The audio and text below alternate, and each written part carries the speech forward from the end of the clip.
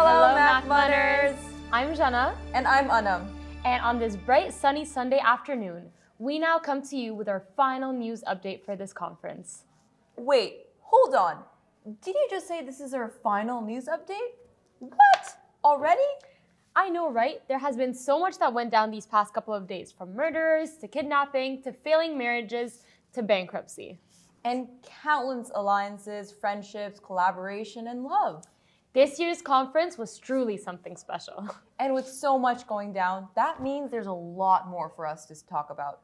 So without further ado, let's proceed with today's news report. First in line for news updates is our very own G20. Just this morning, diplomats from multiple countries were taken hostage before any progress could be made towards locating them. They were found dead. What happened? Who killed them? Great question. It was rumored that they were killed by Italian nationals. The committee is up in arms and is demanding a response from Italy right now. Wow. The number of deaths and murder conspiracies from this weekend is really concerning. On a better note, G20 passed a working paper joined with UK, Japan, Australia, and Mexico to support renewable energy initiatives worldwide. And the great part is that all parties involved are happy with the end result. Now, this next thing shocked me. King Charles has married an AI incarnation of his late wife, Camilla. Can you believe this? I don't know what to say. Congratulations, or my condolences, or I don't even know. But MACMUNers, those are all the updates we have for you for G20.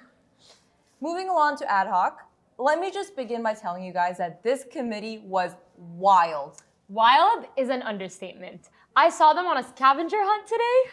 Didn't you hear? Richard Alden was kidnapped from the mansion. The rival family sent a ransom video detailing demands to get Richard back.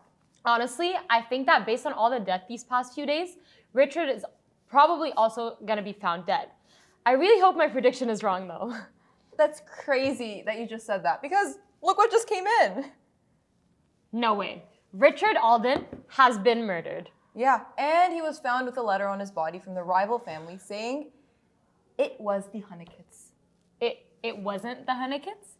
Exactly. So that means the murderer and a member of the family is still on the loose. Could that be a coincidence? Could they be the same person? Emails of all the family members were searched, and shockingly, some of the Palmers reached out to the Honeycuts, requesting their mercenary services.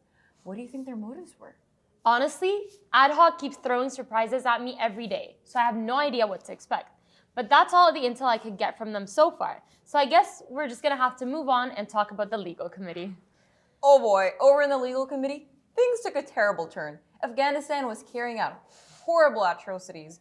They took military personnel from multiple Western countries hostage and provided no information about their whereabouts.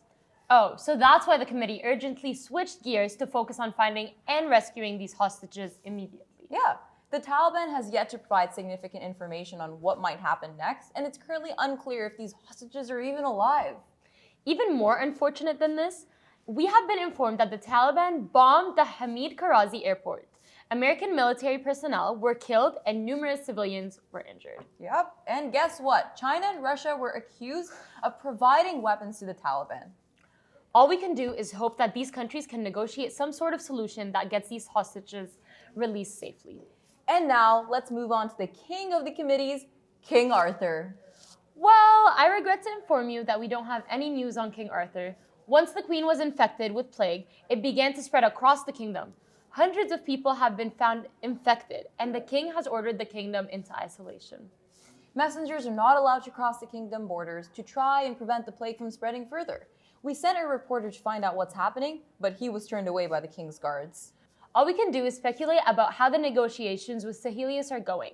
When the lockdown is lifted, we will have to see who is going to take over this throne. Moving on to UNHCR, this morning New Zealand betrayed a secret alliance and is being questioned by a panel of delegates. To defend themselves, New Zealand claimed that the most said word in this committee was hearsay. Then the crisis announces that 3 unknown countries invaded Syria and Afghanistan and attacked refugees. And you know what the crazy part is? New Zealand then announced that they were one of those countries. Imagine that. Honestly, at least they owned up to it. Then Turkey came in and exposed Russia and Germany as being part of the alliance too. So the alliance then consisted of Russia, Germany, and New Zealand. Then some alliances were formed by China and Russia, but evil overpowered the good, and Turkey and Russia entered into sanction war. And ended off with the delegates starting, drumroll please, World War III. Honestly, that is the craziest one I've heard so far this weekend. As Turkey, Pakistan, and the Democratic Republic of Congo, Hungary, and the EU have forced themselves into China to investigate Uyghur Muslims, China and Russia retaliated by preparing troops and entering military talks. What a way to end off the conference, honestly. MACMUNers, we have unfortunately reached the point where we must leave you. It was truly a pleasure reporting for you all. We hope you all had as much fun as we did. And we hope to see you back next year. But for now, goodbye, Goodbye, MACMUNers. MACMUNers.